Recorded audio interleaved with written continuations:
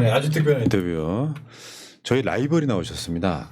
이유는 뭐냐면 제가 한 2달 전에 이재명 후보랑 단일화를 했거든요. 네.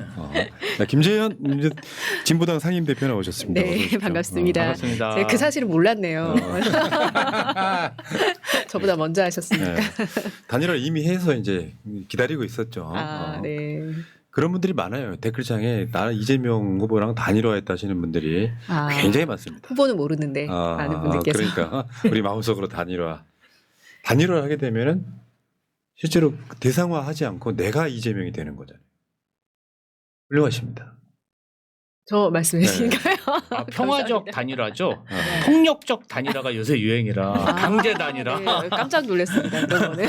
저는 이제 정치를 보면서 윤석열의 내란도 뭐 사상 초유의 비슷한 일을 겪은 것처럼 내가 하루하루 겪고 있는 게 사상 초유가 되게 많아. 오늘 인터뷰도 사상 초유예요. 그 이야기 설명 좀 드리고 자 여러분 긴장되네요. 그렇게 말씀하시니까.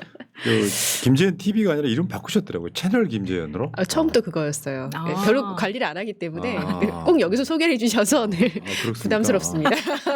아니 그럼 어쨌건 간에 저 채널 김재현 가시면은 이제 영상들이 가끔씩 올라오시는데 구독 좀 해주시고요. 감사합니다. 네. 자 본격적으로 인터뷰 한번 해볼게요.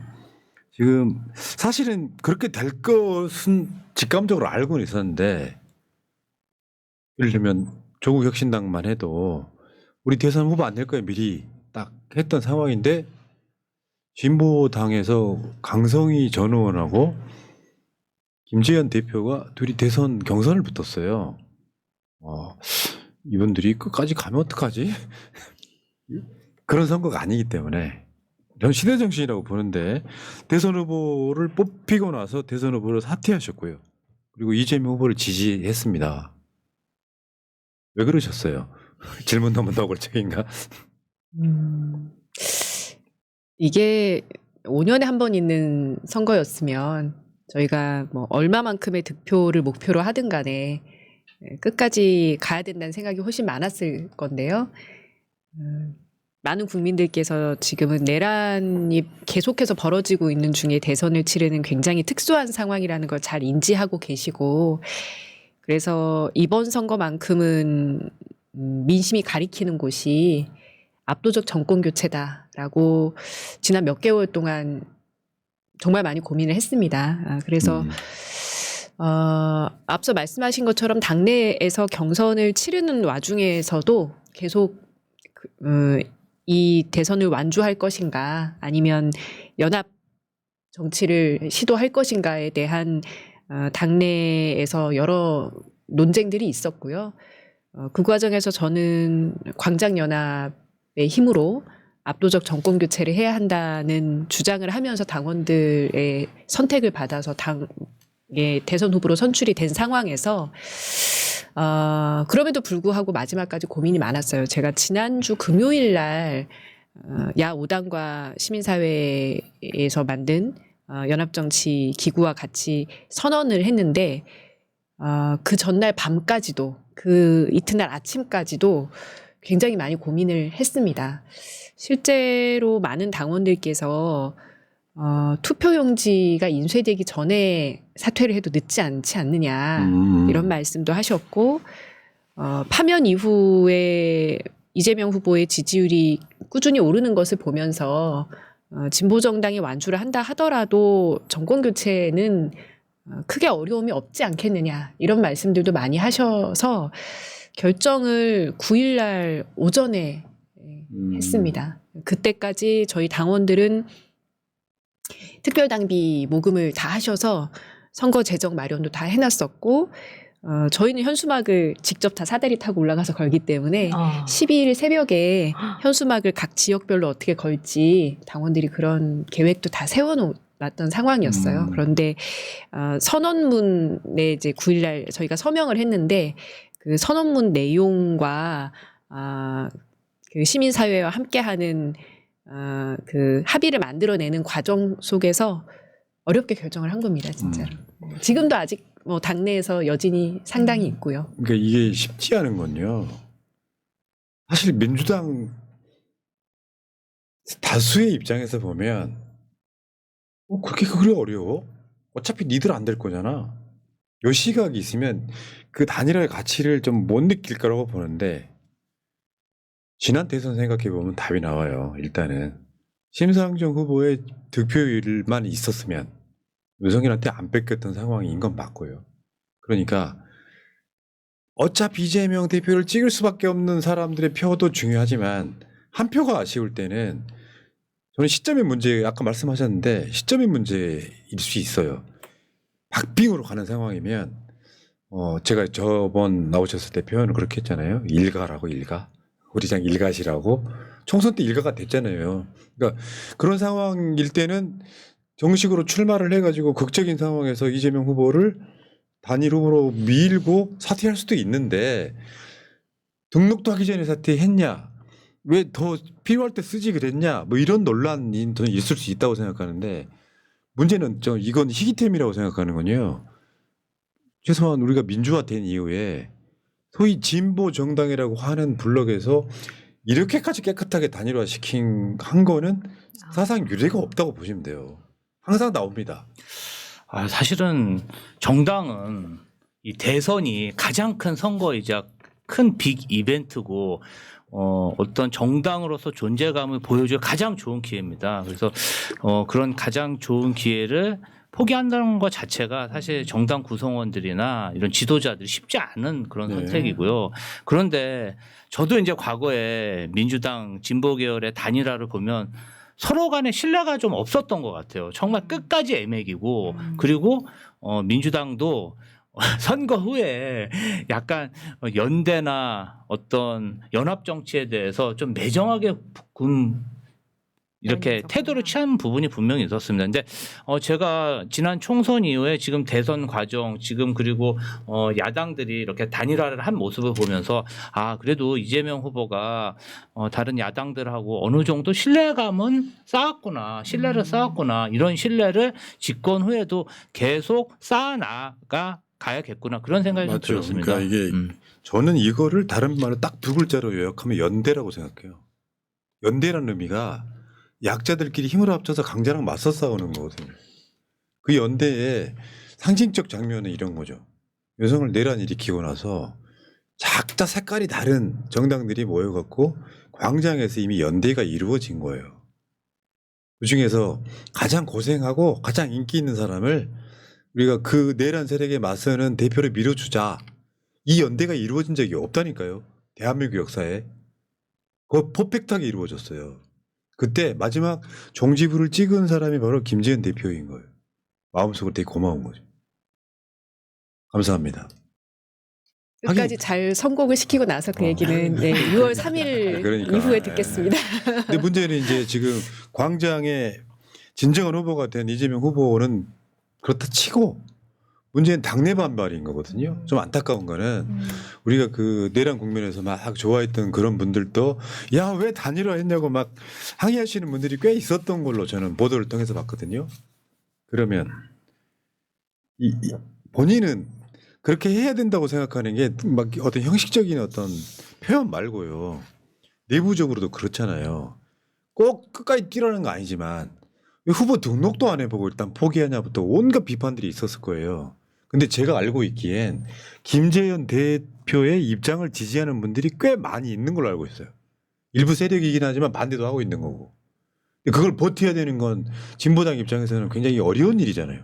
그건 뭐 제 몫이죠. 후보인 제 몫이고 일단 여러 가지 이유가 있어요. 여러 가지 이유가 있는데 그중에 몇 가지만 좀 설명을 드리자면 저희 같은 작은 정당은 뭐 일반적으로 캐스팅 보트가 돼서 몸값을 높여서 원래 그렇죠. 어떤 합의를 이끌어내는 역할을 과거부터 많이 해왔죠, 전통적으로. 그런데 이번 대선에서 진보당이 캐스팅 보트가 된다는 걸 한번 상상을 해본다면 이재명 후보의 지지율이 지금보다 더 떨어져야 되고 김문수 후보의 지지율이 지금보다 더 올라가야 되잖아요. 그래서 뭐 5% 정도 접점을 이루는데 진보당이 5%를 가지고 간다. 이런 게 캐스팅 보트인데 그게 바람직한 일이 아니라고 저는 생각했습니다. 맞죠. 왜냐하면 내란 시국이기 때문에 기호 1번과 2번의 표차가 많이 날수록 내란의 종식이 빠르다라고 생각했고, 압도적으로. 예, 물론 제가 지난번 방송에 나와서 김재현이 한 10% 하고 이재명 후보가 한 50% 넘고 그러면 그냥 안전하게 반 내란 세력이 한 70% 먹고 이렇게 선거 끝내면 제일 좋겠지만 그러리라는 보장이 전혀 없잖아요. 그래서 지금 시기가 가지고 있는 특수성이 하나 있고요. 또 하나는 예비 후보까지만 뛰고 본 후보 12일 날 공식 선거운동을 시작할 때 이재명 후보를 광장 대선 후보로 저희가 선언을 하면서 12일 날 광화문 광장에서 첫 유세를 시작을 했잖아요. 예. 저는 이 그림을 만드는 것이 굉장히 중요하다고 생각을 그렇지, 했습니다. 그렇지. 예, 왜냐하면 지난 문재인 정부 당시에 촛불 정부를 많은 분들께서 기대를 했는데 촛불의 광장에서 요구됐었던 그 과제들이 온전히 잘 실행되지 못했다는 실망감이 굉장히 컸고요. 그러면 향후에 새로 정권 교체가 이루어진다면 이 넉 달 동안 내 응원본 빛의 광장에서의 요구를 어떻게 다음 정권이 실현할 수 있겠는가를 얘기했을 때 다음 정권이 내가 이 광장의 요구를 다 품어안고 새로운 대통령이 되겠다라고 선언을 하면 되는 거예요. 빛의 광장의 요구로 나는 새로운 대한민국을 만들겠다라는 답을 해줘야 되는 것인데 그 빛의 광장의 요구가 무엇인지를 빛의 광장에서 함께 했었던 광장 세력들이 부여해줘야 되는 거라고 생각을 한 거죠.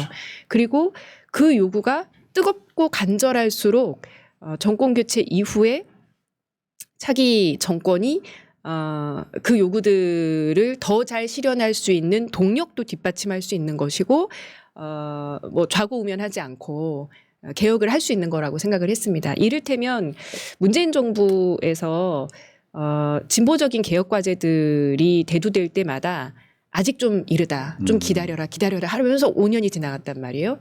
내지는 2018년에 대통령 개헌안 만들 때도 안은 참 좋게 성황이 됐습니다만 당시 야당의 반발에 밀려서 국회 문턱도 넘지 못하고 개헌을 그냥 포기할 수밖에 없었단 말이죠. 이런 상황이 빚어지지 않게 하기 위해서는 압도적 정권 교체와 당신이 대통령이 된 것은 광장 시민들에게 지분이 있는 것이다. 정치 세력이 아니라 그것을 정확하게 부여하고 새로운 정권을 시작하는 게 맞다고 생각했어요. 만약에 그것이 아니라 그냥 진보당이나 조국혁신당이나 이런 소수 정당들이 당대당으로 단일화를 합시다라고 했으면 저는 민주당도 그렇게 응하지 않았을 거라고 생각을 해요. 민주당 힘으로 해도 되는데 그 다 합쳐서 20석도 안 되는 정당들 눈치 볼 거 뭐가 있어.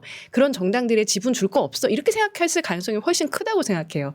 그런데 이재명 후보도 누누이 강조하지만 다음 정권은 국민주권 정부다. 이런 표현도 오늘 쓰셨고 이 첫 유세 12일 날 광화문 광장에서도 새로운 대한민국을 만드는 그것은 이재명도 아니고 김문수도 아니고 국민들이다. 이런 류의 표현을 많이 하시거든요. 그것이 저는 광장 대선 후보가 가져야 할 기본적인 자세이자 향후 정권의 정치 철학의 바탕이 돼야 된다고 생각을 했습니다. 그 제가 그 단일화가 이루어져서 김재현 예비 후보가 이재명 후보를 단일화 지지를 할 때 제가 먼저 메시지를 보냈어요. 감사하다.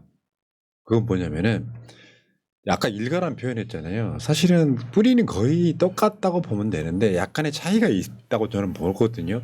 문제는 실제로 그게 이 진보 정치에 약간 고질병처럼 와 있다는 게 사실이에요. 당선에 상관없이 뭔가 자기 목소리 냈는데 결정적인 어떤 대선에서는 그게 굉장한 악수가 되기도 하고 그렇다 보면 그게 국민적 반감이 생기고 진보 정치가 몰락하는 요소로 작동하고 나는 김재현 대표가 젊지만 굉장한 선택을 했다고 보는 거거든요. 뭐냐면 현실에 맞게 진보 정치의 외연을 조금씩 늘리겠다. 그래서 국민들한테 비호감 없는 정당 만들겠다는 그런 욕심이 보였어요. 실제로 그러니까 이게 명분만 갖고 막 밀어붙이다가 몰락하고 그거를 계속 반복을 해왔거든요.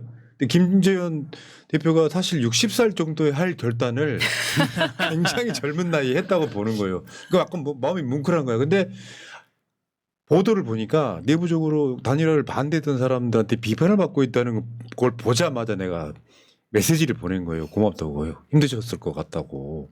근데 지금 해맑게 웃고 있잖아요. 저런 긍정성이 지금 진보당을 강하게 키우고 있는 거야. 지금은 연대하지만 한 10년, 20년 후에는 서로 싸울지도 모르지만. 왜 자꾸 10년, 20년이라 그러십니까? 오래 사시려고. 자, 근데 재밌는 장면이 하나 있습니다. 지금 진보당은 빨간색 뺏어오고 싶어해. 빨간색 원래 당 색깔이거든. 네, 맞습니다. 근데 김재현 대표가 파란색 옷을 입은 모습을 보여드리니까 오늘 입고 나오시라 그랬는데 안 입고 오셨어요.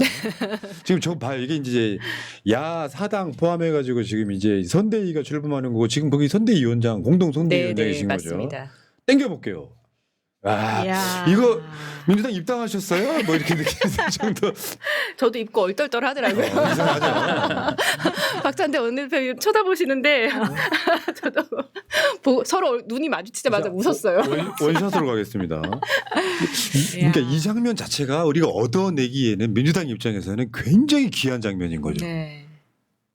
아니, 그렇게 감사하다는 이야기를 하고 싶은데 또 내부에서 그런 입장이시니까 막 또 좋아하는 게 누가 될 수도 있어가지고 굉장히 조심스러워요. 저는 그분들이 나쁘다고 생각하지 않아요. 명분이라고 하는 거는 누가 맞냐 틀리냐가 아니라 무엇을 중점을 두느냐의 차이라고 저는 생각합니다. 자, 결국엔 지금 이 썸네일이 이거예요. 야사당 대표 선대위 합류, 저희 당의 기호도 1번. 멋있네요. 이러니까 마음속으로 있잖아. 또 야야 대선 좀 와가지고 야. 저 정당들이 지금 또 어떻게 할지 몰라서 조마조마했던 입장에서는 다 고마운 거예요.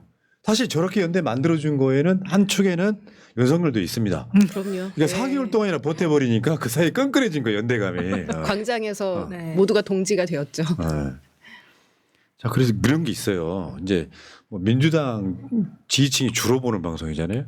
근데 다른 정당 들어오시면 싫어하는 분들이 아주 극소수가 있기는 해. 근데 이렇게 단일화하고 오시면은 악플 한 명도 없는 거예요. 그러면 다 감사한 다 마음. 고맙다, 고맙다, 네. 오구오구 이렇게 되는 거예요. 그래서 고맙다는 얘기는 6월 4일 날 듣도록 네. 하겠습니다. 그러니까 저는 이제 김재현 대표의 강단을 봅니다. 실제로 진보당이라고 하는 게 진보 정당 이런 분들이요. 실리보다 명분이 강한 사람들이에요. 제가 본 진보 정당. 자존심으로 버틴 아, 사람들이죠. 야, 그러니까 내가 굶어 죽을지언정 그런 건 안 먹어에 가까운 사람들이라서 당선이 중요해? 우리의 가치를 외치고 남들한테 알렸으면 됐지가 많은데 실제로 그러다가 망한 케이스가 많아가지고 안 돼. 우리 진보 정당 앞으로 그렇게 가면 안 돼. 앞으로 실제로 실리를 추구하면서 우리가 진짜 꿈꾸는 세상은 조금 더 멀리 봐야 돼. 이게 나는 김재현 대표의 철학이라고 보여지는 거예요. 실제로 민주노동당 이후에 진보정당이 민주당 계열의 정당과 선거 때 단일화 내지는 지지 선언을 하면서 사퇴했던 적이 여러 차례 있었습니다. 네, 뭐 예를 들어 2010년에 당시 반 MB 연대를 쭉 구축을 할 때 지방선거에서 뭐 서울시를 비롯해서 이제 몇 군데에서 민주노동당 후보가 사퇴를 했었고요. 2012년 대선도 굉장히 어려웠잖아요. 박근혜 후보가 당시 뭐 51%로 당선이 됐을 선거였기 때문에 그때 진보정의당 심상정 후보가 예비 후보만 띄고 본 후보 등록 안 하고 사퇴를 했어요. 많은 분들이 기억 못 하시고 지난 대선에서 완주했던 것만 기억하시는데 그리고 이정희 후보는 TV 토론을 몇 차례 하고 나서 투표용지 인쇄 직전에 사퇴를 했었던, 인쇄가 되고 난 사퇴를 했죠. 예. 근데 그 케이스는 당시 심상정 이정희 후보의 경우는 단일화라고 하는 그림까지는 아니었어요. 그냥 문재인 후보를 지지한다라고 말하고 사퇴하는 거. 박근혜를 떨어뜨리려 나왔습니다. 그런 얘기도 사건이에요. 있었고, 예. 근데 그 이후에도 사실 민주당 계열의 정당들이 진보 정당에게 이만저만 하니까 단일화를 합시다라고 손을 내미는 경우는 제가 알기로는 공개적으로는 없었어요. 그러니까 지난 대선 때도 심상정 후보 측에서 난 민주당으로부터 어떤 제안도 받은 적이 없다 이런 얘기를 하는 거죠. 근데 어떤 정답이 있는 건 아니거든요. 뭔가 맞아요. 상당한 합의를 이루어야 단일화고 어떤 일방적으로 지지합니다 얘기하고 조용히 사퇴를 하는 것은 못난 일이고 저는 그런 정답이 있다고 생각하지 않는 것인데 중요한 기준은 선거가 끝나고 나서 책임질 수 있는 결과여야 된다라는 그렇죠, 거라고 저는 그렇죠. 생각을 했어요. 그래서 이번 선거는 지난번 4월 4일 결과가 8대0 압도적이었기 때문에 여기까지 우리가 죽지 않고 무사히 올 수 있었듯이 정권 교체의 결과가 압도적이라야 지난 광장에서 울려 퍼졌던 수많은 요구들이 차곡차곡 실현될 수 있는 가능성이 커진다라고 봤고 정말 접전을 벌이다가 어렵게 당선이 되면 당선이 된다, 정권 교체가 이루어진다 하더라도 상당한 준동이 계속될 것이고 다시금 내란 세력에게 극우 세력에게 어떤 숨구멍을 만들어줄 수도 있다라고 생각했기 때문에 책임질 수 있는 결과, 최상의 결과가 무엇인가를 고민했었던 겁니다. 그런 거죠. 그러니까 진보당이 유연한 거를 그냥 보여준 케이스예요. 대부분 다 후보 등록까지 하고 나중에 이제 여론에 밀려갖고 어쩔 수 없이 단일화, 강제 단일화 당하는 게 아니라 당장 우리가 후보를 안 내는 한이 있더라도 시대 정신에 굉장히 부합하겠다라고 하는 거를 결단하기 쉽지 않아요. 왜? 진보 당들도 자기 당들의 문화가 있고 어떤 관행 같은 게 있거든요. 근데 왜 그렇게 먼저 포기했냐라고 말하면 이런 측면도 있거든요. 정치를 볼 때는 뭘 봐야 되냐면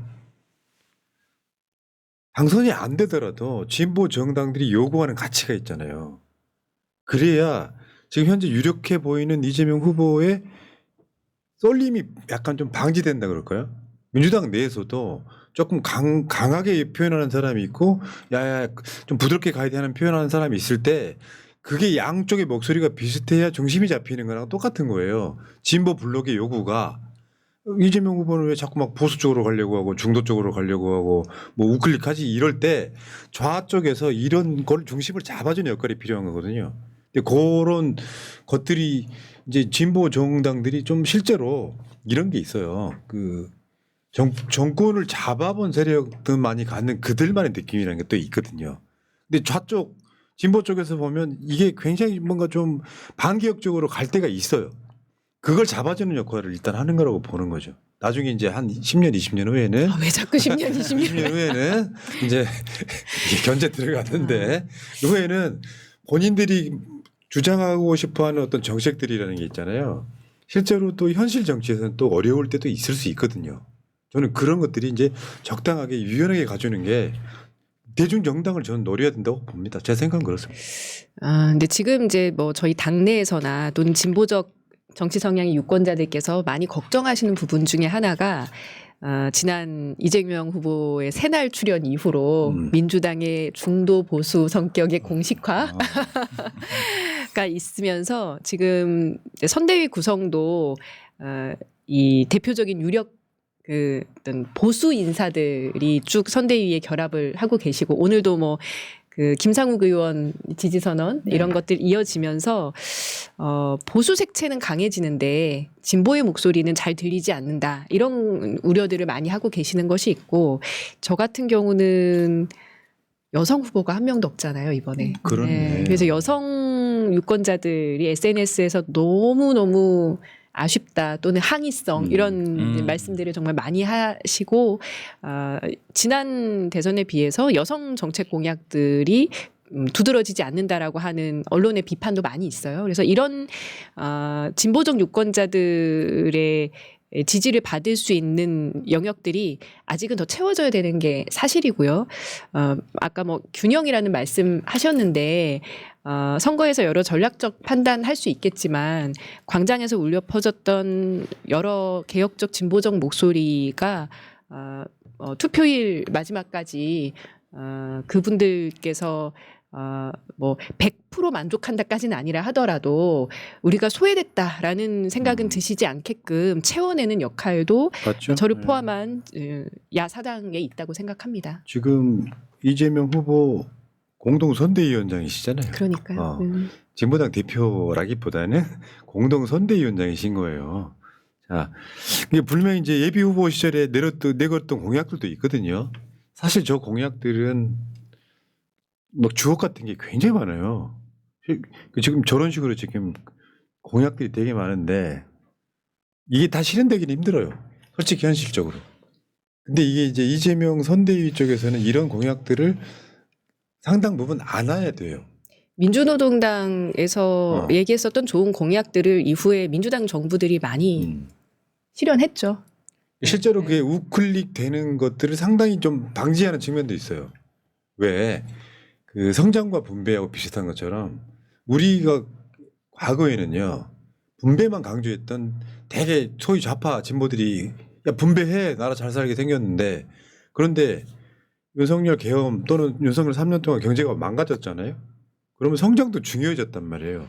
이 균형감을 찾는데 계속해서 소위 좌파 쪽에서는 아무 말 안 하고 있는데 우파 쪽에서 기업 이야기만 해. 그러면 후보도 자연스럽게 오른쪽으로 갑니다. 이럴 때 노동, 분배 이런 이야기를 또 한쪽으로 해줘야 중심이 잡히는 거예요. 사회가 그렇게 움직이고 있다고. 그런 의미에서 저는 김재현이라는 정치인은요 앞으로 무궁무진한 가치가 있다. 그렇게 봅니다. 일단은. 6월 3일 이후에 아, 평가해주세요. 자, 어쨌든 그 정책들을 보면 이제 물론 뭐 여러 가지 이야기 나눌 것들은 꽤 많긴 하지만 진보 정치라고 하는 게 사실은 전체 국민들로 해서 보면 이재명 후보도 아직까지는 진보 쪽 후보인 거예요. 본인은 이제 우리가 진영, 보수다라고 진영상. 얘기하지만, 예.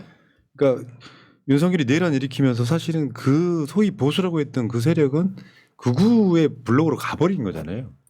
나머지는 뭐 정통적 가치를 지키거나 나라의 뭐 어떤 체제를 유지하거나 이런 게 아니잖아요. 나머지는 다 극우고 네. 실제로 이제 민주당 정도가 건강한 보수 정도로 그리고 이제 김재현의 진보당이 이제 그 진보 역할을 채우겠다고 저번에도 말씀하셨어요. 네, 맞습니다. 네. 10년, 20년 후에는 본인이 말씀하시길래 금방 와요. 그 10년, 20년 금방 옵니다. 안 됩니다. 김재현 대표가 엄청 젊잖아요. 10년, 20년 지나도 이제 환갑이 안 돼. 푸나님이 너무 나이 드시기 때문에 안 됩니다. 그때는. 그때는 안 된다.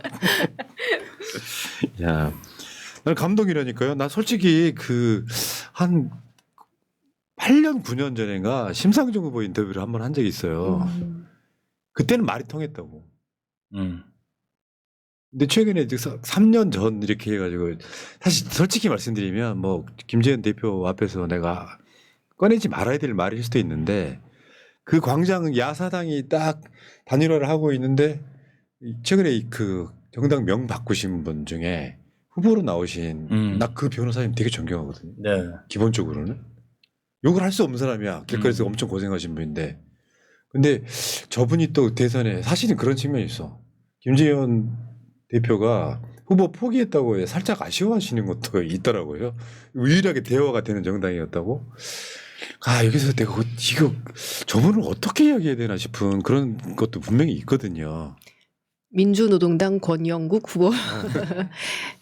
저희가 야 5당이 이 원탁회의 막바지까지 하면서 정의당을 포괄하려고 노력을 했습니다. 그랬어요? 예. 원외 정당까지도 포괄하고자 했었고 실제로 3월 9일 날 시민사회 광장에서 그 단식 농성하시던 비상행동이라고 하는 단체 여러 1,700여 개 시민사회 단체들의 조직과 야 5당이 연석회의를 할 때 정의당 권영국 대표도 같이 하셨어요. 야 6당 연석회의를 했어요. 예, 그래서 그런 계기를 잘 살려서 이번 대선 때까지도 같이 테이블에 앉아서 연대연합을 만들어 가자고 이제 여러 차례 논의를 이제 시도했었었는데 예, 결론적으로는 아직까지는 잘 되지 않은 것입니다만 저는 아직 시간이 좀 남아 있다고 생각합니다. 그 김재현 후보한테 일부에서 요구했던 역할을 할 수도 있다. 뭐 그런 맥락으로 전 들려요. 근데 실제로 그렇게 되면요. 이재명 정부는 결국은 연합정부가 되는 거거든요.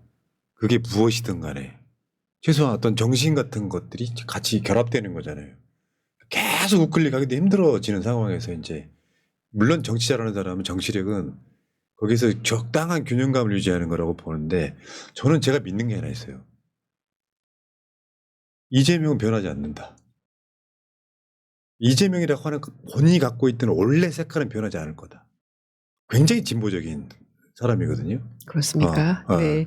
지금 선본에서 들으면 좋아하지 않을 얘기인 것 같은데요. 아니요, 그러니까 실제로 지금 보수 인사들 막 영입하고 있는데. 지지층들은 이재명 대표가 세게 강하게 개혁해 주길 바라는 분들이 대부분 다수인데 지금의 여러 가지 것들은 암묵적으로 이해를 하고 있는 거예요. 그 정도 수준이 높아요, 저는. 예를 들면 이재명 대표가 대통령이 돼가지고 뭔가 굉장히 우향우를 한다고 믿는 사람은 없어요. 이 방송을 조선일보는 보지 않겠죠. 근데 이제 제가 당내에서 이재명 당시 당대표가 노조법, 노란봉투법 추진하는 과정을 제가 봤는데요.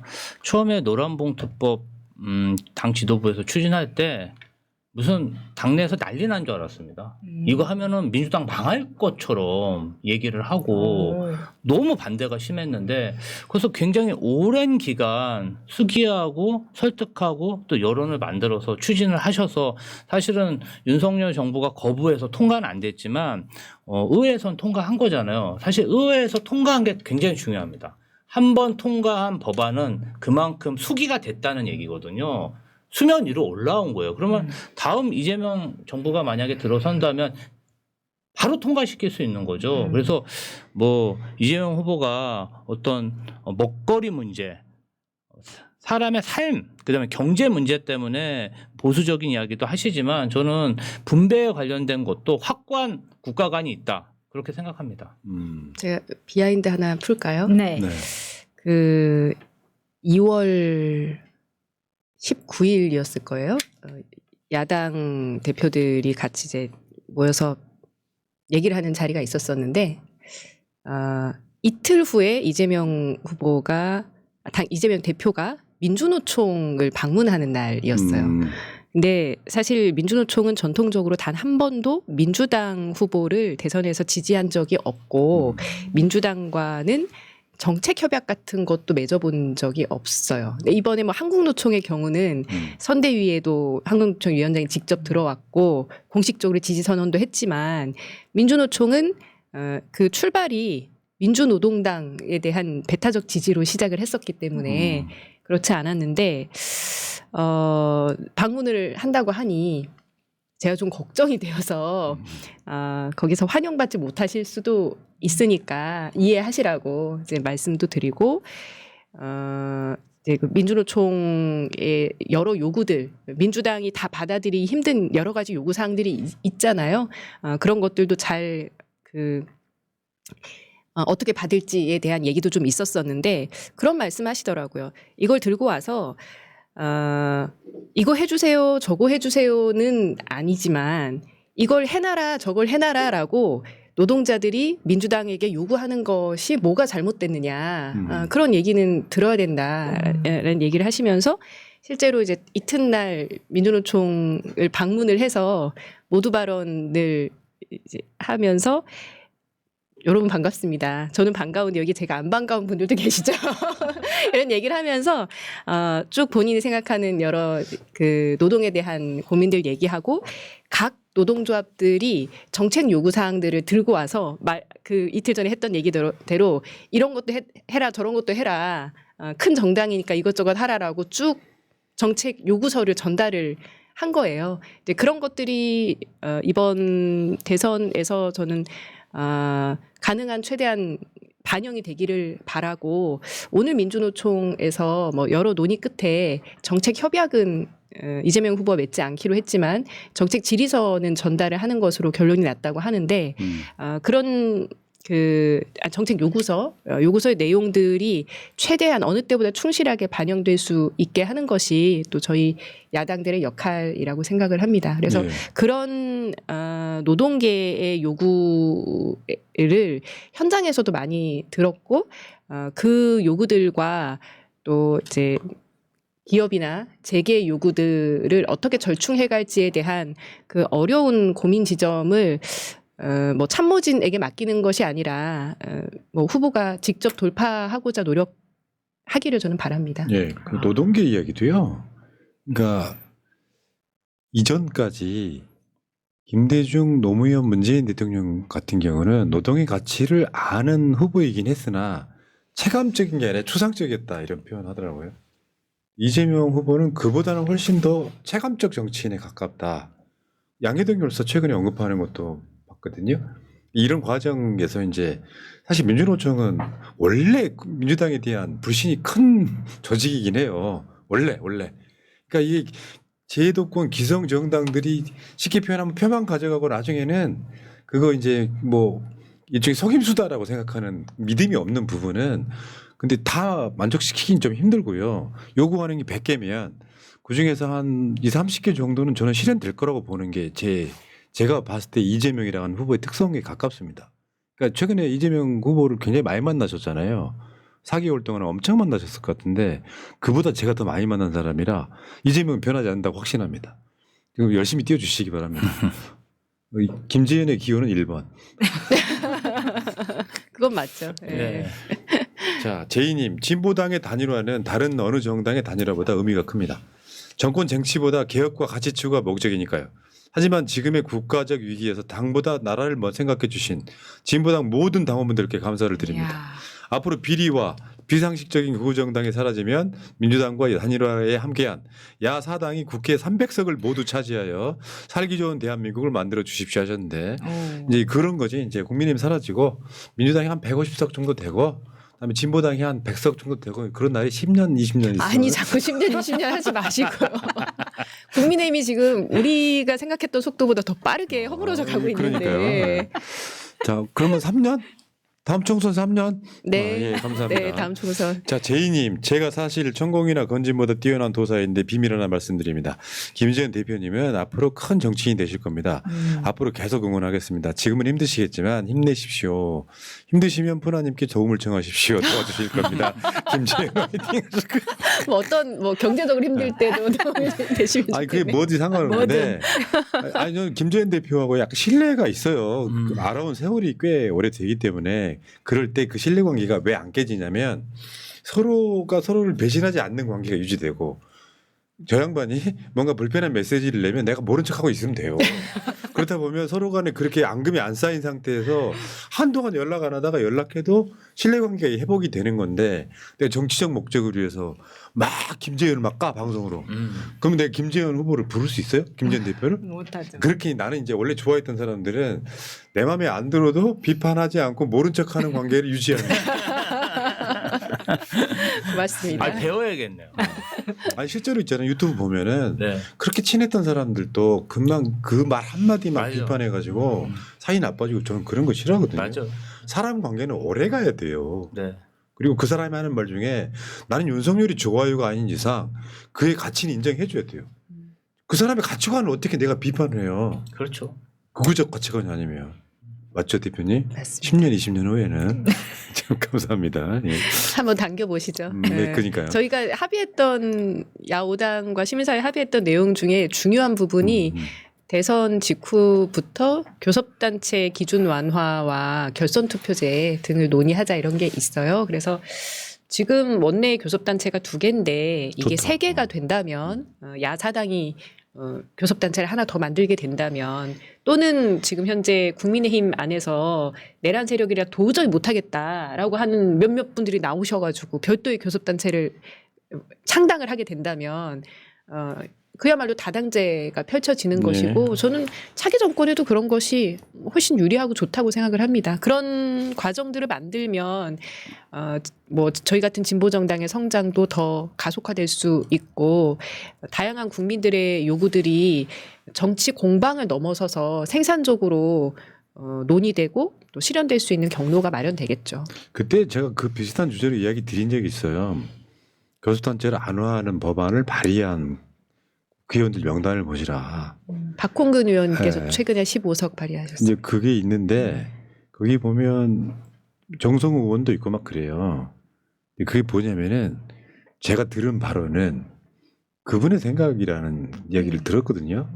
실제로 그게 이제 원래 그게 만들어진 이유는 아까 말씀하신 내용 중에 한동훈이 국민의힘에서 못 버티고 나올 수 있는 기반을 만들어주는 거다. 근데 이게 이제 총선 때 만들어진 이상한 어떤 배타심이 뭐 그래도 어떤 당을 위해서 지금 민주당에서 이제 첩자들이 나와가지고 뭘 만드네 말이 생각하시면 안 되고요. 실제로 국민의힘을 소수로 만드는 교섭단체 숫자가 늘어나는 것도 마찬가지지만 의석을 100석 이하로 낮추는 요소가 되기도 하거든요. 맞습니다. 그런 부분에서는 그 진보 정당들이 어느 정도 틀을 갖추면요 일방적으로 국민의힘 목소리하고 민주당 목소리가 부딪혀 싸울 때 우리는 민주당 생각이 더 맞다고 생각하는데 해주는 우군이 생기는 측면이 분명히 있기 때문에 저는 이 부분 우리가 좀 약간 탄력적으로 생각을 해야 될 텐데 그것도 이제 6월 3일 이후에 저는 이 연대 연합 전선이 상당 기간 갈 거라고 생각해요. 네. 6월에 딱 끝나는 게 4월 4일날 끝나지 않았고 6월 3일날도 끝나지 않을 것이고 길게 보면 뭐 내년 지방선거 정도까지는 가야 내년 지방선거에서 국민의힘을 완전히 심판을 해야 되니까요. 표로 심판을 해야 되니까. 그렇죠. 그렇게 본다면 뭐 한 1년 정도는 더 갈 수도 그렇겠네요. 있다고 생각해요. 총선 연대가 그 유지가 계속 될 수도 있다. 나는 사실 걱정했거든요. 정권 교체는 당연히 된다고 보고 지방선거 때 그 우리 일가들끼리 싸우는 거 참 견디기 힘들거든요. 왜냐하면 국민의힘을 지난번 계속 이제 정당 해산 청구하라고 얘기하셨지만 그런 방식은 저는 헌법재판소의 칼자루가 주어지는 거기 때문에 사실은 안심할 수 없고 제일 확실한 것은 지방선거에서 죄송하지만 뭐 영남당 투표로. 정도로 영남 분들한테 죄송하지만 그렇게 싹 밀어버리는 게 제일 좋은 거죠. 사실상 해체. 네네. 알겠습니다. 자, 김재현 대표 이제 이 어떤 느낌이라고 보냐? 일각이긴 한데 완벽하게 그 우리 집안에 들어온 느낌이잖아. 파란색 옷 입고 뭐 되게 일시적이긴 합니다만 그 일가 저 사촌 제 입장에서는 사촌 여동생이 저 멀리 살다가 서울에 살다가 우리 집에 지금 며칠 동안 머무는 그런 느낌이에요. 감사합니다. 감사합니다. 빨리 돈 벌어서 큰 집을 사고 싶네요. 10년, 거부살이만 하고 아니 20년 자꾸 이 10년 20년 하지 마시고. 이것도 밈을 하니까 재밌네. 감사합니다. 자, 고생하셨고요. 자, 더 가열차게 김재현 대표의 기호는? 1번 네, 그렇습니다. 압도적 예. 정권 교체를 위해 힘모으겠습니다. 자, 여러분 새날 물러갔다가 내일 낮 방송에 다시 오겠습니다. 자, 대표님 고생하셨습니다. 고맙습니다. 고맙습니다. 감사합니다.